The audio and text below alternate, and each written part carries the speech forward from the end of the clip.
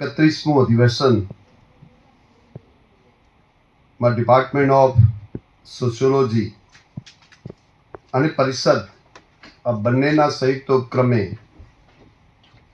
આજે જ્યારે 2 દિવસનું આ અધિવેશન આપણે કરી રહ્યા છે, એના મુખ્ય મહેમાન પ્રોફેસર વીપી ચોવટિયા સાહેબ એ જુનાગઢ એગ્રીકલ્ચર યુનિવર્સિટીના આપણા કુલપતિ છે.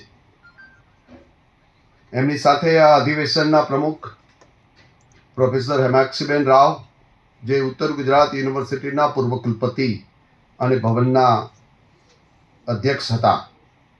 એવા જ આપણા પરિષદના સેક્રેટરી પ્રોફેસર રાજેન્દ્રભાઈ જાની, જે અત્યારે પ્રોફેસર અને હેડ ડિપાર્ટમેન્ટ ઓફ સોશિયોલોજી ગુજરાત યુનિવર્સિટીમાં કામ કરી રહ્યા છે. ઘણી બધી જુદી જુદી યુનિવર્સિટીઓમાંથી ભવનના અધ્યક્ષશ્રીઓ પણ આવ્યા છે. યુનિવર્સિટી સાથે સંકળાયેલી એફિલેટેડ કોલેજના આચાર્યશ્રીઓ પણ પધાર્યા છે. અમારા બોર્ડ ઓફ મેનેજમેન્ટના સદસ્યશ્રીઓ પણ અહીંયા છે. એજ્યુકેટિવ કાઉન્સિલના પણ છે. અમારા અધ્યક્ષ જુદા જુદા ભવનના પણ બિરાજમાન છે. અને આપ સૌ 180 ઉપરાંતના પાર્ટિસિપેન્ટ આ અધિવેશનની અંદર એ સંમલિત થયા છે.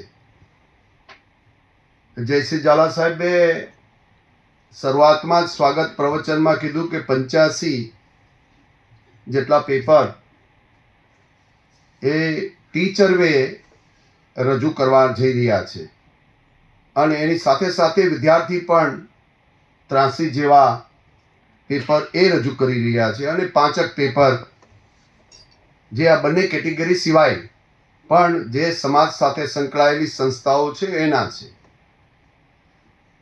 બહુ જ મોટી વાત છે, કારણ કે આ વખતે ગુજરાતની અંદર જુદી જુદી કોન્ફરન્સ વર્કશોપના માધ્યમથી કેસીજીએ રાજ્ય સરકારે દરેક કોલેજે જે માંગ્યું હતું એ આ વખતે દઈ દીધું, અને 300 કોન્ફરન્સ આ માર્ચ સુધીમાં થવાની છે. એટલે અત્યારે પાર્ટિસિપન્ટની સૌથી વધુ ખેંચ જો કોઈ અનુભવતા હોય તો આ બધી કોન્ફરન્સ વાળા અનુભવે. પણ હું ઝાલા સાહેબને, એની ટીમને, ઋષિરાજભાઈ અને અમારા પરાગભાઈ, એમને આખી વિદ્યાર્થીની ટીમને ખરેખર ખૂબ ખૂબ અભિનંદન આપું છું. હજી ગરિમા અને એની ઇમ્પેક્ટ એ વિદ્યાર્થી અને ટીચર ઉપર એવી ને એવી અકબંધ છે. આ એનું સર્ટિફિકેટ છે. નગર 300 કોન્ફરન્સ જાન્યુઆરી, ફેબ્રુઆરી, માર્ચમાં જ થવાની છે. એમાં જાન્યુઆરી પણ અડધો જતો રહ્યો છે. આપણે એને કાંઠે આવીને ઊભી ગયા છે. હમણાં પાછી રજાઓ છે, નાતાલ અને 26 જાન્યુઆરી, એમાં થાય નહીં. એટલે આપણી પાસે દિવસો બહુ જ લિમિટિંગ ફેક્ટર છે, ડેઝ છે. અને એવા સમયે દૂર દૂરથી, કારણ કે નામ લઈને એનો સમય બીજી વખત હું જતો નથી કરવા માંગતો, પણ આપણી જે 4 દિશાઓ છે એમાંથી બધા પાર્ટિસિપન્ટ ગુજરાતમાંથી આવ્યા છે. અને એવા સમયે જે વિષય પણ ખરેખર ખૂબ સારો, મારા ચોવટિયા સાહેબે તો ખૂબ આબેહૂબ એગ્રીકલ્ચર યુનિવર્સિટી, એની સાથે સંકળાયેલું ગ્રામીણ જીવન, એની સમસ્યાઓ અને એના પ્રશ્નો એ રજૂ કરીને ખરેખર એમણે તમને ને મને એવી જાગૃતતા આપી, આપણે સાવધાન થવાની જરૂરિયાત ઊભી કરી દીધી. અને મારો મત તો એ જ છે કે જો ગામડું ભાંગ્યું એટલે એની સમસ્યા શું થવાની છે એ અમે બહુ નજીકથી એને જોઈ રહ્યા છે, કારણ કે હજી પણ અમે ગામડામાં જ રહીએ છીએ. અને એ પરિસ્થિતિની અંદર જ્યારે ભારત એક વિકસિત ભારત તરફ 2047ની અંદર આ ગુજરાતના પનોતા પુત્ર આજે એ દેશના એક યશસ્વી વડાપ્રધાન તરીકે કામ કરી રહ્યા છે. અને જ્યારે જ્યારે એ સંબોધન કરે છે ત્યારે એની પીડા અને હવે પછીનું પોટેન્શિયલ શું છે ભારતનું, એ બેયને રજૂ કરે છે. હમણાં જ એમણે જેન જી વિશે વાત કરેલી અને કીધું કે એને કેવી રીતે આપણે કરવું પડશે. અહીંયા પણ મને લાગે કે 97 થી 2013 સુધીની અંદર જન્મેલા એ વિદ્યાર્થી પાર્ટિસિપન્ટ હશે આમાં. નહીં હોય તો એની નજીક ના હોય તો થોડી ઓછી અસર હોય, પણ હોય તો જેન જી વાળા ગમે ત્યારે હોય. જરૂરી નથી કે 55 વર્ષવાળો છે એ જેન જી ન હોય. એની જો વૃત્તિ ને ગતિ એવી હોય તો એ તો જેન જી ગમે ત્યારે હોય. એટલે આપણે એને પર્ટિક્યુલર એ માસને ગણી, પણ એ પર્ટિક્યુલર માસ પણ ઇન્ડિયામાં 38 કરોડ જેવો થઈ ગયો છે. મેં આજે ઇકોનોમિક્સ ટાઈમ્સને હું એ મારી પાસે પડ્યું થયું એટલે અહીંયા આવતા પહેલાં થોડોક સમય હતો તો મેં કીધું આ 22 કરોડ છે કે ખરેખર છે કેટલા? તો વસ્તી તો જાજી હોય. તો એ સમયગાળાનું જે પોપ્યુલેશન જોયું એ આવું મોટું પોપ્યુલેશન છે. હવે સામાજિક જે અત્યારની જે વ્યવસ્થાઓ છે એ વ્યવસ્થાઓ આપણા કુટુંબ વ્યવસ્થાને એકદમ પડકારરૂપ ઊભી થઈ રહી છે. તમે નજીકથી એને જોઈ લો, ઇન્ટરપર્સનલ રિલેશન જોઈ લો. જેનજી એ બાળક છે કેવું? તો એ બાળક છે એ બહુ જ ટ્રાન્સપરન્ટ છે. On the spot A react કરે છે. એના લાઇક અને ડિસલાઇક પણ બહુ ઝડપથી આવે છે. એ આપણા કરતાં વધુ સ્પષ્ટ પણ છે. એ ના પાડતા પણ વધુ ઝડપથી શીખે છે કે આ કરાય અને ના કરાય. આપણે એવું માની રહ્યા છીએ કે એને કંઈ ખબર નથી પડતી. એ આપણા કરતાં વધુ સમજદાર છે. એને જ્યાં વિવેક કરવાનો છે ત્યાં એ વિવેક કરે છે અને એને જ્યાં એમ લાગે કે આમાં પડ્યા જેવું નથી ત્યાં એ પડતા પણ નથી. અને પડે તો એ સમજીને પડે પણ છે. રિસ્ક લઈને પછી રિસ્ક ટેકર પણ છે. એને તમારે ને મારે સમાજની વ્યવસ્થામાં સમજવા પડશે.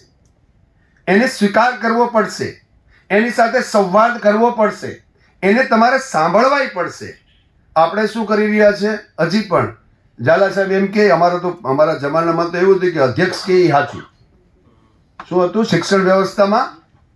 અધ્યક્ષ કે આપણા ભવનના વડા એ સાચું જ, એમાં કંઈ બોલવાનું નહીં. ધીરે ધીરે એમાં પરિવર્તન આવ્યું. હવે એમ કરતાં કરતાં હવે તો આ જેન જી વાળા માર્કેટની અંદર લેક્ચરર તરીકે, આસિસ્ટન્ટ પ્રોફેસર તરીકે પણ આવ્યા. છેલ્લી ભરતીઓ થઈ થોડીક 400 400 500 સરકારીમાં આવ્યા. હવે 15,000માંથી સીધો 1.25 લાખમાં આવ્યા. એટલે એના તાણાવાણા આપણે પરિવર્તન તો થયું. એના પ્રશ્નો પણ આપણે સમજવા પડશે. કારણ કે એ જે આવ્યું છે એને કેવી રીતે આપણે સમાજ વ્યવસ્થામાં ગોઠવીએ જેથી સમાજની જે સમસ્યાઓ છે, પહેલાં આપણા દાદા આપણા ભેગા રહેતા, મધર ફાધર પર રહેતા, એના બાળકો રહેતા અને ચોથી પેઢી પર, અમારા કુટુંબમાં તો ચોથી પેઢી પર હતી. હવે એ વ્યવસ્થા ધીરે ધીરે ધીરે તૂટી જાય.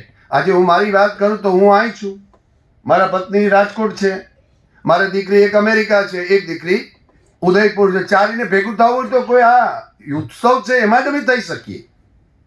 આવી વ્યવસ્થામાં સમાજને કેવી રીતે જોડવું, એની સાથે સાથે વિશ્વાસ સંપાદન કેવી રીતે કરવો, એક ભેગા કેવી રીતે કરવા, એક વ્યવસ્થા તમારો જે લક્ષ્ય છે સમાજની અંદર એમાં તમારું કુટુંબ તમે કેવી રીતે પ્રદાન કરી શકે, એ વ્યવસ્થા જો ભારત નહીં વિચારે તો ભારતની પર કેપિટા ઇન્કમ, એનો આર્થિક વિકાસ, આપણી આર્થિક સમૃદ્ધિ, આ બધું પણ આપણે બચાવી નહીં શકે.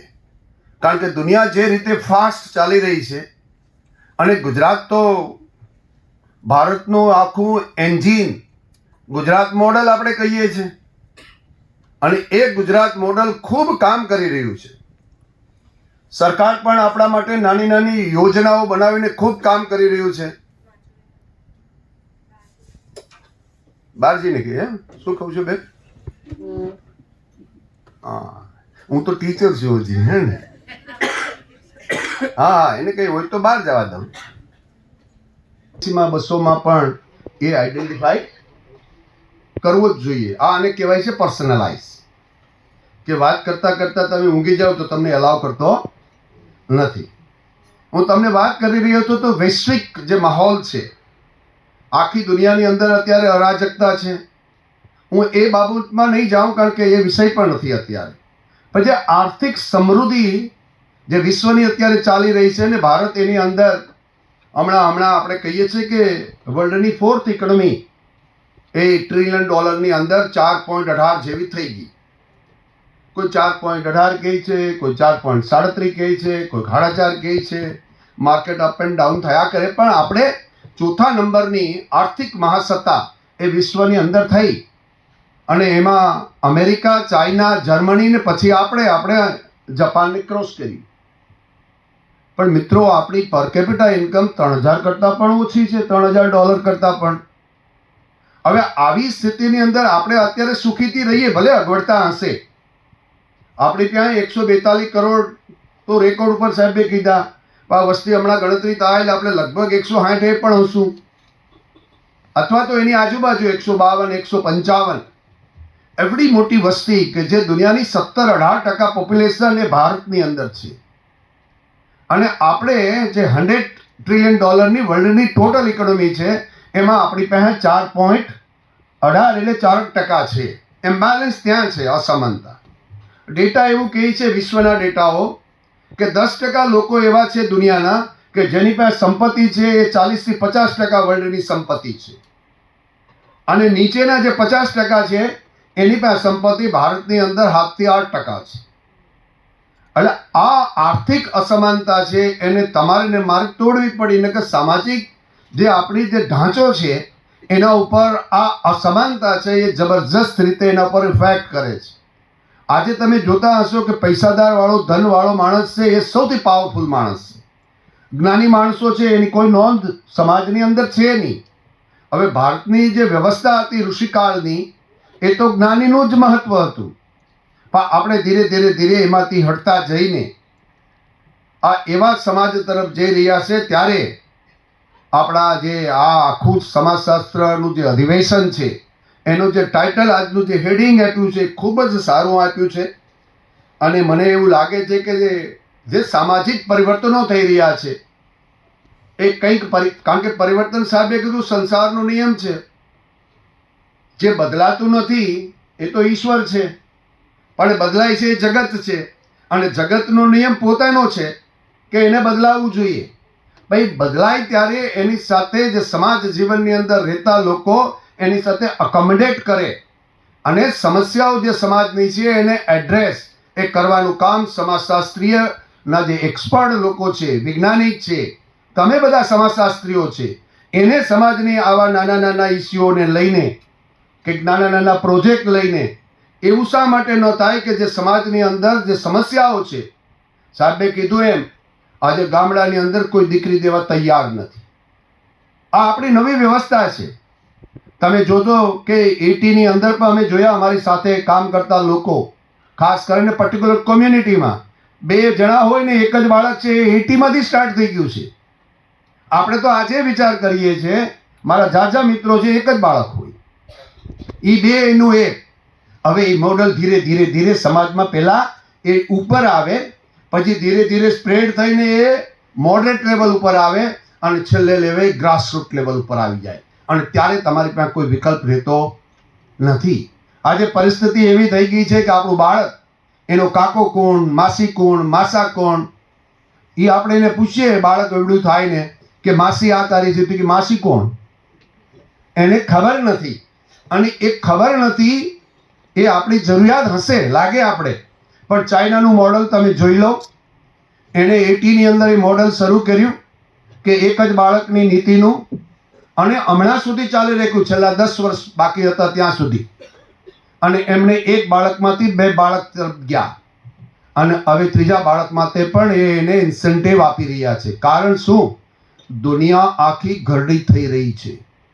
આ તમને ખબર નથી. એવરેજ જે આવ્યું છે અમેરિકા અને યુરોપનું, એ 33 થી 38 વર્ષનું થઈ ગયું. જાપાન છે ઓલરેડી ઘરડું થઈ ગયું છે. એને માણસો જોઈએ છે, એને માણસો મળતા નથી, મેન્ટેન કોણ કરે?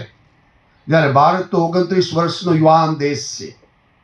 આપણી એવરેજ આયુ છે અત્યારે 29 વર્ષની છે.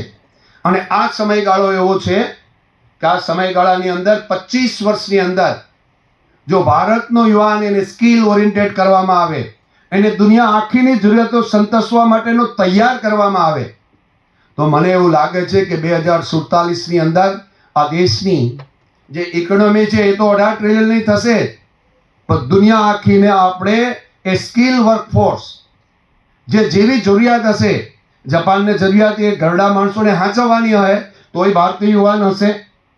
એ કેલિફોર્નિયાની અંદર એક કામ કરતો કોઈ આઈટીનો એ કન્સલ્ટન્ટ હશે, એ પણ ઇન્ડિયન હશે.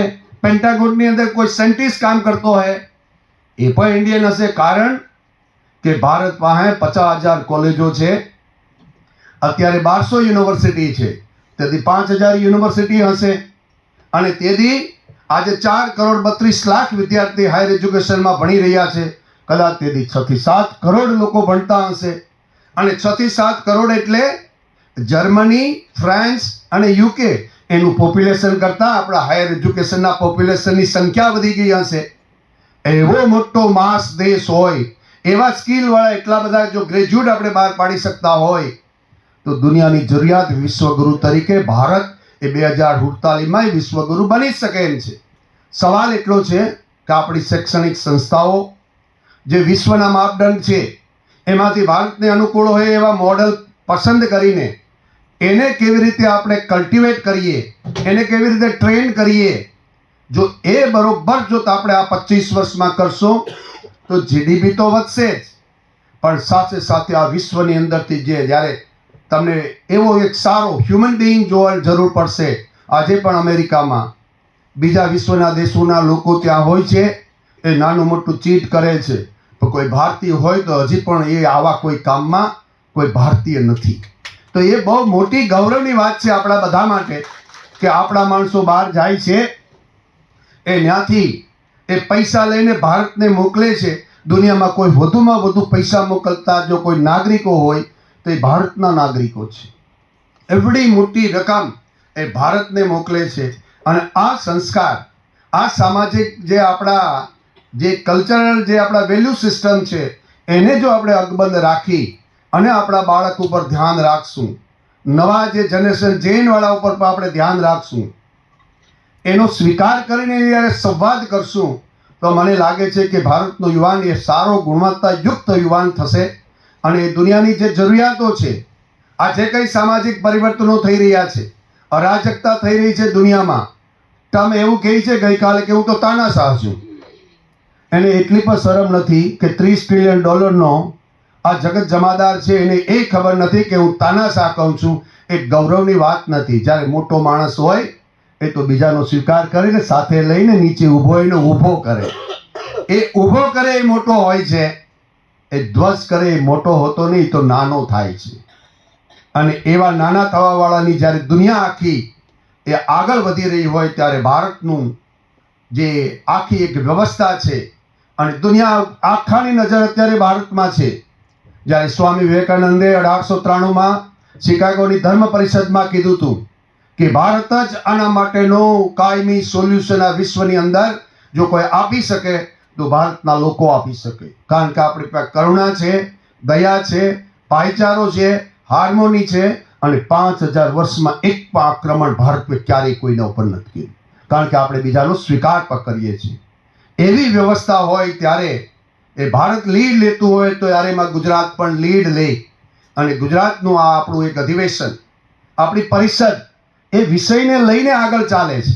અને એમાં પણ આજે 3 વિષય તો બહુ સારા લીધા છે. કારણ કે હું દરિયાકાંઠાનો છું, મને ખબર છે કે દરિયાકાંઠાની સમસ્યા શું છે, માઇગ્રેશન કેવી રીતે થઈ રહ્યું છે. ખાલી અગરિયા અને માછીમારની વાત નથી, ત્યાં બીજા ઘણા બધા લોકો રહે છે. અને પાણીની સમસ્યા તો એવી થઈ ગઈ છે કે તમે કલ્પના ન કરો. પાણી અંદરથી જઈ રહ્યું છે. ખેતીમાં સાહેબે કીધું એમ આપણે આપણી ખેતી જે ધરતી માતા છે એને ઝેરીલી કરી દીધી છે. અંદર યુરિયા અને પેસ્ટિસાઇડ એટલું બધું નાખ્યું છે કે હવે કંઈ ન નાખ્યું તો પણ 15-20 વર્ષ લગન એ જ એમાંથી આવ્યા કરે એમ છે. પાક છે, અમે 40 ટન શેરડી 1 વીઘે લેતા હતા, આજે 15 થી 20 ટન શેરડી અમે 1 વીઘે 35-40 વર્ષમાં લેવા વળી ગયા. એની કોસ્ટ કેવી રીતે મેન્ટેન થાય એના ઉપર વિચાર કરીએ. અને આ જે પ્રાકૃતિક ખેતી અને એના તરફનું જે વિચાર એ આપણી એગ્રીકલ્ચર યુનિવર્સિટીના, કારણ કે એનું આપણે અહીંયા ટીચિંગ ઓછું છે, ત્યાં ફિલ્ડ વર્ક વધુ છે, ટ્રેનિંગ વધુ છે, પ્રેક્ટિકલ વર્ક વધુ છે. તો એ લોકો આવું કરીને આપણી યુનિવર્સિટી, સ્ટેટ યુનિવર્સિટીને જોડીને આવા નવા નવા પ્રયોગ કરીને ફરી પાછી આ જમીનને જે આપણી માતા છે એને ફળદ્રુપ બનાવવી પડીએ. એ જ્યારે એનું બધું જ ગુમાવી દેશે તેથી આપણે તમને ને મને અનાજ મળવાનું મુશ્કેલ થઈ જશે. અમેરિકા પણ બધી જ વસ્તુ બહારથી આયાત કરે છે. આપણે એ વાત કીધી સાહેબે બહુ સાચી છે. આપણે જે ઉત્પાદન કરીએ છીએ એના 90% તો કન્ઝ્યુમ આપણે જ કરીએ છીએ.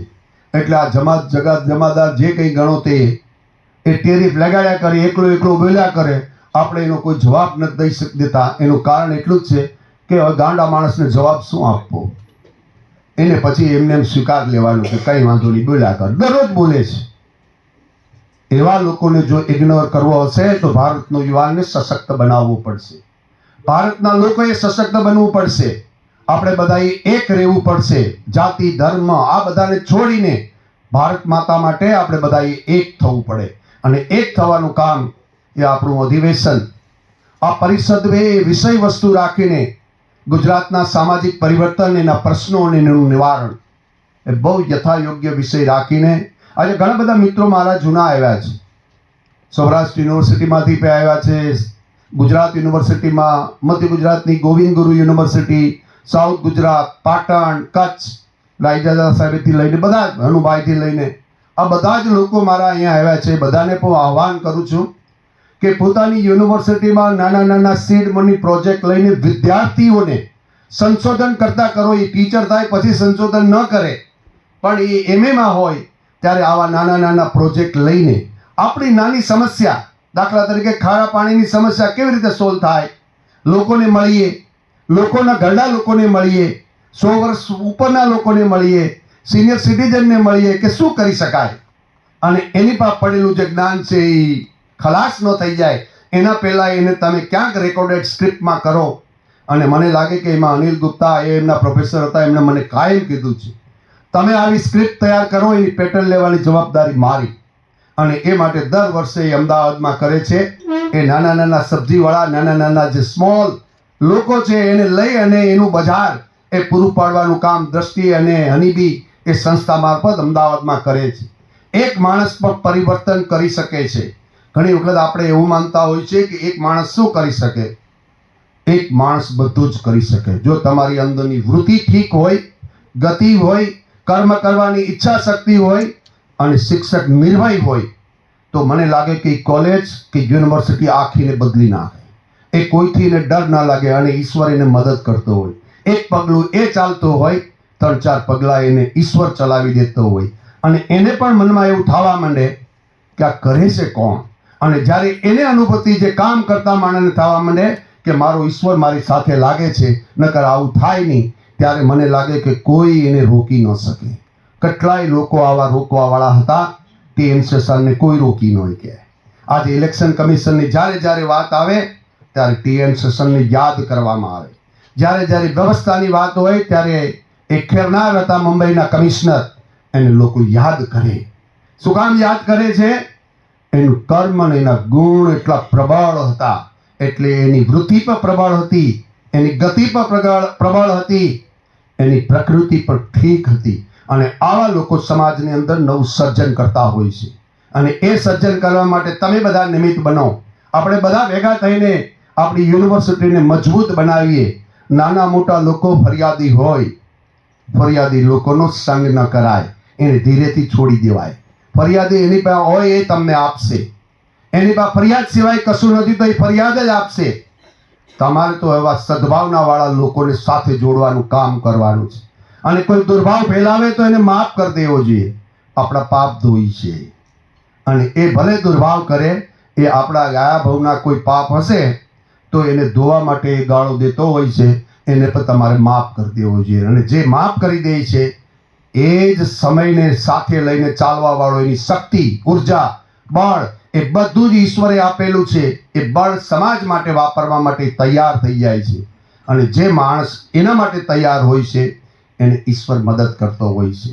હું ફરી વખત આ અધિવેશનના પ્રમુખ અને મંત્રી એ બંનેને પણ અભિનંદન આપું છું કે અમારી યુનિવર્સિટીની અંદર એ પસંદગી પામી. કારણ કે એસોસિએશનનો હું પ્રમુખ આખા ભારતનો પણ રહ્યો છું, ઓલ ઇન્ડિયા અકાઉન્ટિંગ એસોસિએશનનો. મને ખબર છે અમારી પાસે લગભગ 10,000 લાઈફ મેમ્બર છે. રાજકોટમાં 2012-13માં મેં જ કોન્ફરન્સ કરી હતી. 1200 ઉપરના ડેલિગેટને 3 દી રાવું ખાવું પીવું બધું 50 લાખનો ખર્ચ કર્યો હતો. સાહેબ તો બહુ નાની એવી વાત લઈને આવ્યા હતા. કેવી? કે અમારે આવું અધિવેશન છે ને આવું નાનો મોટો ખર્ચ થાય. મેં કીધું તમે તારે કરી જ નાખો, જાઓ. એટલા માટે કે એસોસિએશનને જીવતા રાખવા ખૂબ જરૂરી છે. કોઈ લોકો સમજે કે ન સમજે, કારણ કે હું તો એસોસિએશનમાં રહ્યો, યુનિયનિસ્ટ તરીકે પણ કામ કર્યું. આ બધા જીવતા રહે એ આપણી શૈક્ષણિક સંસ્થાઓમાં ખૂબ જરૂરી છે. કોઈ એસોસિએશન નવું બનાવો તો બનાવો, પણ જૂનું તોડો નહીં. કારણ કે જે તોડવાની જે પ્રક્રિયા છે એ તમને સારી લાગતી હશે, પણ લાંબે ગાળે એનો ફાયદો નહીં મળે. આપણે અંદર અંદર તૂટી જાય. એટલે તોડવાનું કામ નહીં, જોડવાનું કામ કરો. અને જોડવાનું કામ છે એ જ કૃષ્ણ ભગવાને યોગ કીધો છે. જે જોડે એ જ યોગી. અને યોગી કોણ હોય? કે જેનું કર્મ અને ગુણ ઠીક હોય એ જ યોગી બને. અને એવા યોગી તમે ને અમે બનીએ એ માટે ઈશ્વરને પ્રાર્થના કરું છું. મારી વાણીને વિરામ આપું છું. ભારત માતા કી જય. વંદે માતરમ. બાકીના 85 જેટલા વિદ્યાર્થીઓ અને શોધાર્થીઓ અને 5 અન્ય જે NGO સાથે સંકળાયેલા વિદ્યાર્થીઓ કે જે કંઈ પણ છે એ આની સાથે આપણે સંમલિત થયા છે. આની અંદર સાહેબ કુલ 4 કરીને પ્રથમ પેનલ આ વિષય અંતર્ગત દરિયા કિનારાનું પલટાતું ગુજરાત, સૌથી લાંબો દરિયા કિનારો અને એના કારણે એના જે સમાજ જીવન ઉપર પર્યાવરણીય પ્રશ્નો આવી રહ્યા છે એના ઉપર કામ કરવાનું છે. એ જ રીતે બીજો ગુજરાતમાં પલટાતા ગામડાઓ વિશેનો છે. અને એમાં 37 સંશોધન પત્ર વિદ્યાર્થીઓ અને શોધાર્થીઓ અધ્યાપકો પોતાના પેપર રજૂ કરશે.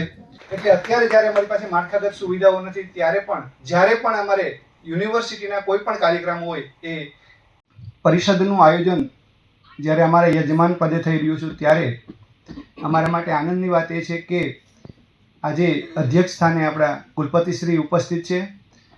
સાહેબને અહીંયા યુનિવર્સિટીનો કાર્યભાર સંભાળ્યો એને 7 મહિના પૂરા થયા છે અને 8મા મહિનાના 3 કે 4 દિવસ જેવો સમયગાળો છે. એ સમયગાળા દરમિયાન ખાસ એટલા માટે કે અમારા વિભાગે જ એક નેશનલ લેવલનો સેમિનાર, એક નેશનલ લેવલનું સિમ્પોઝિયમ અને આજે આ રાજ્ય કક્ષાના આપણા અધિવેશનનું આયોજન કરવા જઈ રહ્યા છે. ત્યારે એનો સંપૂર્ણ શ્રેય અને યશ માનનીય કુલપતિશ્રીને જાય છે. એટલા માટે કે એમના સતત માર્ગદર્શન અને હકારાત્મક અભિગમને કારણે અમારો વિભાગ આ કાર્ય કરી રહ્યો છે અને સતત અમને સફળતાઓ સાંપડી રહી છે. ત્યારે સાહેબ આપની ઉપસ્થિતિ અને અધ્યક્ષપદ એ અમારા સૌનું ગૌરવ છે. અને અભિવાદન કરું છું. સાથે જ અમારી ભક્ત કવિ નરસિંહ મહેતા યુનિવર્સિટીના જુદા જુદા વિભાગના વિભાગાધ્યક્ષશ્રીઓ, BOMના મેમ્બરશ્રીઓ, સેક્રેટરી જાની સાહેબ, તેમજ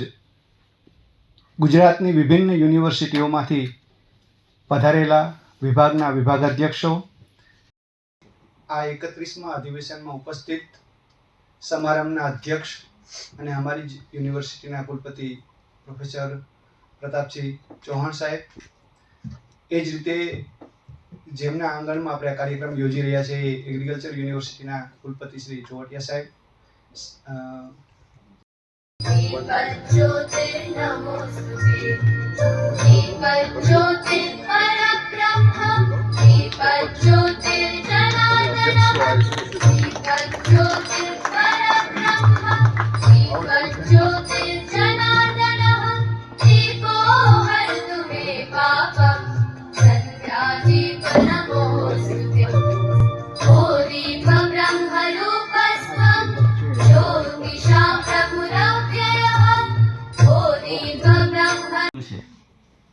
જો બદલાય નહીં તો કદાચ આપણે જે પ્રવાહ ચાલ્યો જતો એ પ્રવાહમાંથી ફેંકાઈ જઈએ. એટલે બદલાવવું એ આપણી જરૂરિયાત છે, પણ બદલાવ સાથે જે પ્રશ્નો ઊભા થાય છે એ પ્રશ્નોનું નિરાકરણ પણ કરવું એ પણ અતિ આવશ્યક છે. મિત્રો, હું એગ્રીકલ્ચર સાથે જોડાયેલો છું એટલે થોડી એગ્રીકલ્ચરની વાત કરીશ કે આજથી 50 વર્ષ પહેલાં, આજથી 50 વર્ષ પહેલાં 70ના દાયકામાં જે ખેતીલાયક જમીન આજે દેશમાં છે, ગુજરાતમાં છે, એટલી જ હતી. વસ્તી છે એ 35-40 કે વધીને 50 કરોડની હતી. ત્યારે પણ દેશના લોકોને ખાવાનું પૂરતું અનાજ નહોતું. ત્યારે શિપ ટુ માઉથ એક વર્ડ ચાલતો હતો કે કેનેડા અને અમેરિકાથી ઘઉં આવે, PL 480 જે લાલ ઘઉં આવે, એ લાલ ઘઉં રેશન કાર્ડ ધરાવતા રેશનિંગની જે દુકાનો હતી ત્યાં મળતા. જે જમીન જેટલી હતી એટલી જ જમીનમાંથી જે ઉત્પન્ન થતું હતું એનું ઉત્પાદન આજે લગભગ 3 ગણું, 6 ગણું, 9 ગણું સુધી આપણે લઈ જઈ શક્યા છીએ. પણ જે જમીનમાંથી ઉત્પાદન મેળવવાનું છે એ જમીનની કાળજી લઈ શક્યા નથી. તમે જુઓ, પહેલાં જે ખેડૂત ખેતી કરતો હોય ને ગામડામાં રહેતા હશે અને બધાને ખબર હશે કે જે ખેતી કરતો ખેડૂત છે એના ઘર ગમે એવું હશે, એના ઘરના આંગણાની સામે 2 બળદ ને 1 ગાય અવશ્ય બાંધેલા હશે. 2 બળદ 1 ગાય તો અવશ્ય હશે. આજે પરિસ્થિતિ એવી છે કે ખેડૂતનું ઘર ગમે એવું છે, એને આગળ બળદ અને ગાયને બદલે કાં તો ટ્રેક્ટર ઊભું હોય છે. હાજર છીએ ત્યારે આ પરિષદનો થીમ નક્કી કરવા માટે અમે એક્ઝિક્યુટિવ બોડીમાં અમે વર્ચ્યુઅલ 4 થી 5 મિટિંગો નક્કી કરી અને વર્ચ્યુઅલ મિટિંગમાં શું થીમ રાખવો એ વિચાર્યું. અને ત્યારે અમે છેલ્લે ફાઇનલ ડિસિઝન કર્યું કે ગુજરાતમાં જે રીતે ઝડપથી પરિવર્તનો આવી રહ્યા છે, કારણ કે ગુજરાતની ભૂમિ એની ભૂપૃષ્ઠની દરિયે જોઈએ તો આખા ભારતમાં આવું એક પણ રાજ્ય નથી કે જ્યાં આગળ દરિયો હોય, જંગલો હોય, પહાડો હોય અને મેદાનો ને રણ જેવો પ્રદેશ હોય. એવું માત્ર ને માત્ર ભારતમાં કોઈ પણ રાજ્ય હોય તો તે ગુજરાત છે.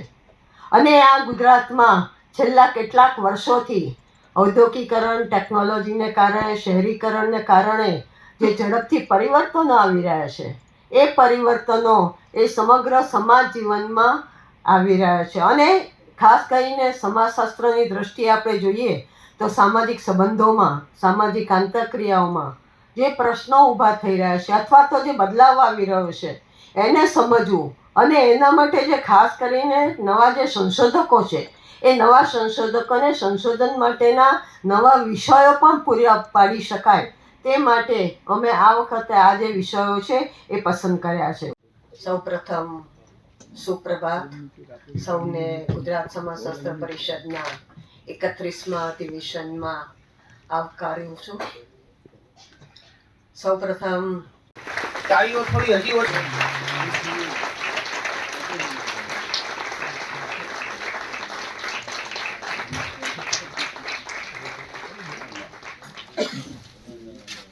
વ્યવસ્થા છે, જમવાની જગ્યાથી માંડી અને જ્યાં આપણે મળી રહ્યા છે એ આવાસની વ્યવસ્થા, બહુ જ સરસ મજાની વ્યવસ્થાઓ આપે અમને પ્રોવાઈડ કરી છે, એનો આભાર માનું છું. અને વાત કોઈકને વખાણ લાગે તો એમાં સમાજશાસ્ત્ર પરિષદ કે સમાજશાસ્ત્રનો દોષ નથી. આજનો જમાનો એવો છે કે તમારો પ્રચાર તમારે કરવો જોઈએ. એટલા માટે પણ પ્રચાર કરવો જોઈએ કે જે લોકો સુધી પહોંચ્યું નથી એ લોકોને પહોંચાડવાનો પણ આમાં એક પ્રયાસ હોય છે મિત્રો. તો આ એક પ્રયાસનો જ ભાગ છે. જ્યારે સમાજશાસ્ત્ર પરિષદની મુખ્ય થીમની વાત કરીએ તો આ વર્ષે પણ તમે બધા જ જુઓ છો કે થીમ અગાઉ જે હતી વસો કોન્ફરન્સમાં એ પછી અદ્ભુત થીમ બીજી વખત પણ આપવામાં આવી. પેનલો પણ એવી જ રીતે મૂકવામાં આવી અને આખા વર્ષ દરમિયાન સંશોધક તરીકે જે અધ્યાપક મિત્રોએ, રિસર્ચ સ્કોલરોએ કામ કર્યું હોય એ કામને પોતાની રીતે પણ આ અધિવેશનમાં સંશોધન પ્રપત્ર તરીકે રજૂ કરી શકે એટલા માટે ઓપન પેનલ પણ રાખવામાં આવી છે. ગઈ વખતે આપણે એક ઓપન પેનલ ઉપરાંત સરદાર પટેલના જીવન કવન સાથે જોડાયેલી પેનલનો પણ સમાવેશ કર્યો હતો. એટલે પરિષદ એક ખુલ્લા મન સાથે જે કામ કરવાનું છે એની અંદર ઓપનનેસ આવતી જાય એવા સતત પ્રયાસો કરે છે અને આ પ્રયાસોને તમે બધા બહુ જ સારી રીતે એને જોડો છો એનો પણ આનંદ છે. મિત્રો, સમાજશાસ્ત્ર પરિષદનું છેલ્લા થોડાક વર્ષોમાં કામ એક્રોસ ધ સેક્શન સોસાયટી સુધી જવાનું પણ છે અને આ એક્રોસ ધ સોસાયટી સુધી જવાના પ્રયાસના ભાગરૂપે આપણે જુદી જુદી થીમો સતત મૂકતા રહી અને એને સમજાવવાનો પ્રયાસ કરીએ છીએ. અને મને એ વાતનો આનંદ પણ છે કે અમે એક મેમોરેન્ડમ તૈયાર કર્યું હતું. મેમોરેન્ડમ લખનાર હું હતો, મંત્રી તરીકે એ વખતે પણ હું હતો. અને જુનાગઢ યુનિવર્સિટીમાં સમાજ વિજ્ઞાનની અંદર વિદ્યાર્થીઓની સંખ્યા અને સમાજના પ્રશ્નોને સમજવાનું જે બહુ જ મહત્ત્વનું કામ કરે છે એવો સમાજશાસ્ત્રનો વિષય હોવો જોઈએ એવી અમે એક રજૂઆત કરી હતી. અને એ રજૂઆતને સ્વીકારી અને અમારા વિચારને પણ બળ આપ્યું અને સાથે સાથે સમાજશાસ્ત્રને પણ બળ આપ્યું. એટલે તત્કાલીન કુલપતિશ્રી, જુનાગઢના સત્તાની સાથે જોડાયેલા એ વર્તુળને પણ હું યાદ કરું છું કે એમણે સમાજશાસ્ત્ર વિષયને આ યુનિવર્સિટીમાં શરૂ કર્યો. તો સાથે સાથે ચૌહાણ સર, એ સમયે જ એવું નક્કી થઈ ગયું હતું કે આ યુનિવર્સિટીમાં સમાજશાસ્ત્ર વિષય શરૂ થાય એટલે અહીંયા એક અધિવેશન થશે. ઘણી વખત એવું હોય કે તમારે જે કામ હોય એ કામ તો થાય જ. એ કામ માત્ર તમારા વ્હીકલની સર્વિસ કરાવવા કે પંખાને રિપેર કરાવવાનું કે એસીનું રિમોટ બદલાવવાની વાત ન હોય. આ તો જ્યારે એકેડેમિક વાત હોય ત્યારે થોડોક સમય જાય એટલે સમય થોડોક ગયો છે. પણ જુનાગઢ એટલે વૈષ્ણવજન તો તેને રે કહીએ. ભક્ત કવિ નરસિંહ મહેતાની યુનિવર્સિટીને આ યુનિવર્સિટીનું નામ પણ નરસિંહ મહેતા સાથે જોડાયેલું છે. ગુજરાતી ભાષાના ગૌરવ અને ગુજરાતી ભાષાના જે આપણે કહીએ કે ગર્વની વાત આવે ત્યારે નરસિંહ હંમેશા યાદ આવે. તો ગુજરાત સમાજશાસ્ત્ર પરિષદના ઇતિહાસમાં જ્યારે અધિવેશનોની વાત આવશે ત્યારે જુનાગઢ યુનિવર્સિટી ચોક્કસ સૌને યાદ આવશે એવો આજનો આ પ્રસંગ છે.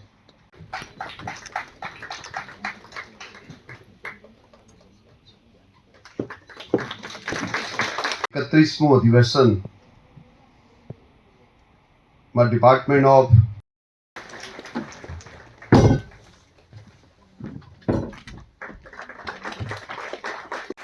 હાલમાં તેઓ સુભાષ યુનિવર્સિટી જુનાગઢમાં પોતાની ફરજ બજાવી રહ્યા છે ડિપાર્ટમેન્ટ ઓફ સોશિયોલોજીમાં.